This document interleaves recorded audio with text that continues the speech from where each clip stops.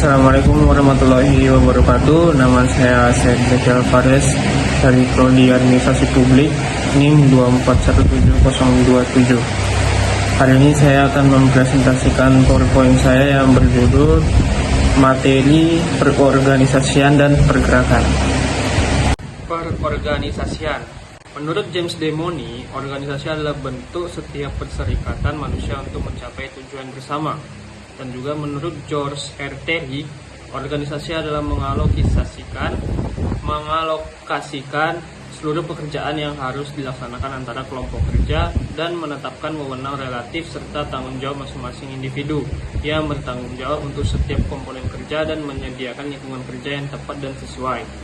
Staf dosen Balai Pembinaan Administrasi UGM, menurutnya, organisasi adalah suatu sistem usaha kerjasama daripada sekelompok orang untuk mencapai tujuan bersama. Dan juga menurut Profesor Dr. Sondang Siagian, organisasi adalah setiap bentuk persekutuan antara dua orang atau lebih yang bekerja sama untuk sesuatu tujuan bersama dan terikat secara formal. Dalam persekutuan mana selalu terdapat hubungan antara seorang atau sekelompok orang yang disebut pimpinan dan seorang atau sekelompok orang lain yang disebut bawahan. Tujuan organisasi yaitu untuk mencapai keinginan atau cita-cita bersama dari setiap anggota organisasi.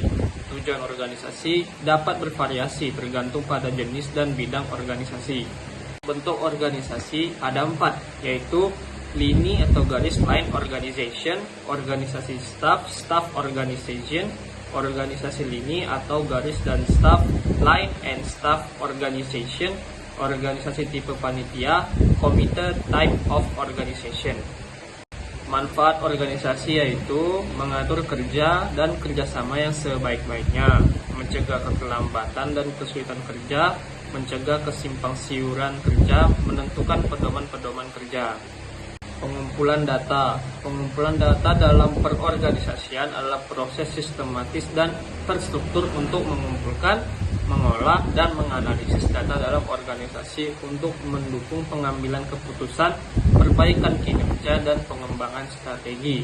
Tujuan pengumpulan data ada 6, yaitu yang pertama, mengidentifikasi kebutuhan dan peluang, yang kedua, menganalisis kinerja organisasi, yang ketiga, mengembangkan strategi bisnis, yang keempat, meningkatkan efisiensi dan efektivitas, yang kelima, mengukur kepuasan pelanggan, dan yang keenam yang terakhir, mengidentifikasi area perbaikan. Dan yang keenam, studi kasus.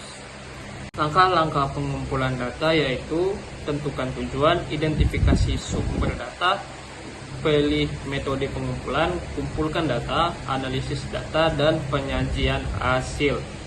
Manfaatnya, yang pertama, pengambilan keputusan tepat, kedua, peningkatan efisiensi, yang ketiga, pengembangan strategi, yang keempat, peningkatan kualitas, yang kelima, pengukuran kinerja, dan yang keenam ada identifikasi peluang.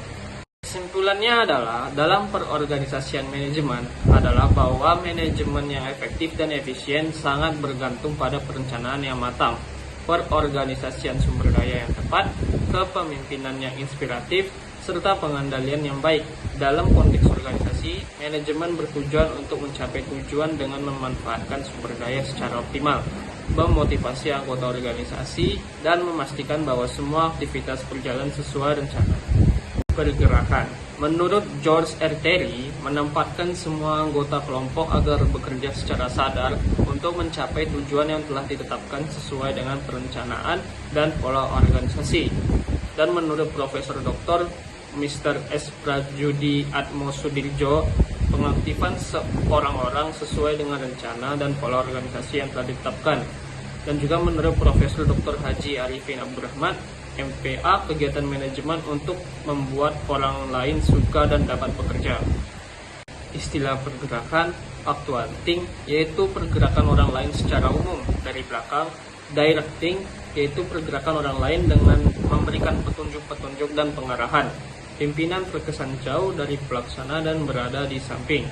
Yang kedua adalah commanding, yaitu menggerakkan orang lain dengan memberikan perintah atau komando, dan kadang-kadang paksaan.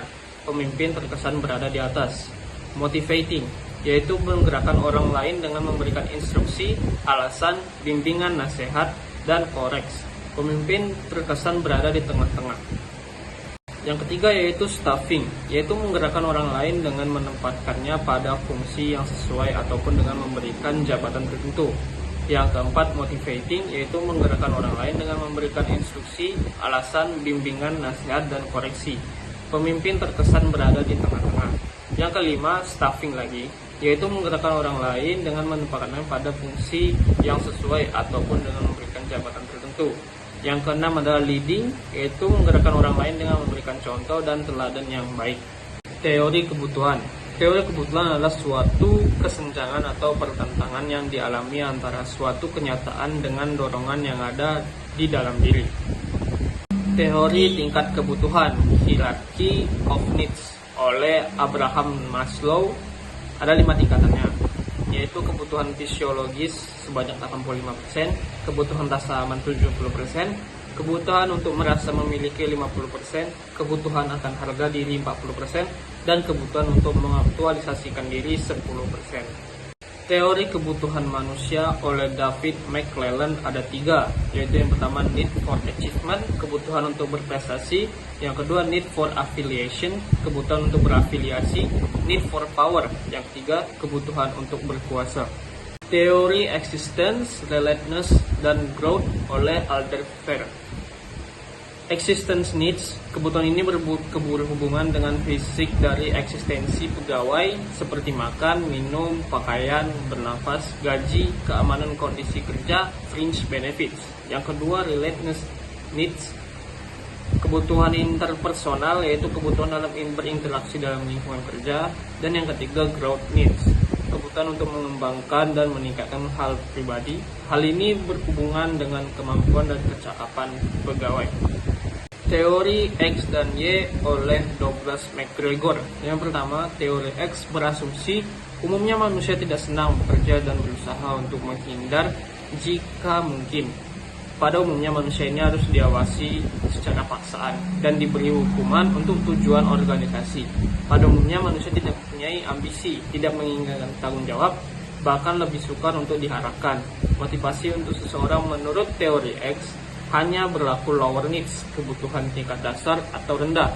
Yang kedua, teori Y, dengan asumsi bahwa bekerja adalah kodrat manusia, bahwa manusia itu akan mengawasi dan mengarahkan dirinya sendiri untuk mencapai tujuan organisasi karena sudah ada keterikatan terhadap organisasi. Manusia akan mengawasi dirinya sendiri dan akan berprestasi jika diberikan motivasi yang baik. Motivasi pada teori Y tidak hanya pada lower need, tetapi juga pada higher needs. Fungsi penggerakan, yaitu yang pertama komunikasi, kedua human relations, yang ketiga leadership, yang keempat pengembangan eksekutif, yang kelima mengembangkan rasa tanggung jawab, yang keenam pemberian komando, instruksi, mengadakan pengamatan, yang keenam pemeliharaan moral dan disiplin. Kesimpulan bahwa teknik penggerakan dalam manajemen berfokus pada upaya untuk mengarahkan, memotivasi dan mengelola sumber daya manusia serta proses dalam organisasi dengan tujuan mencapai efektivitas dan efisiensi. Hal ini melibatkan penerapan berbagai strategi seperti komunikasi yang baik, pemberdayaan karyawan, delegasi yang tepat, perencanaan yang terstruktur, serta penyelesaian konflik secara konstruktif. Sebagai penutup, Lorem ipsum dolor sit amet, consectetur adis piscing elit, praesentrum maximus mauris sed sodales, ut roncus lacinianisi et tempus, proin justoeros, molis loret masanon, tincidun paratra leo, tas facilisis leonon nip congiu volpat. Terima kasih.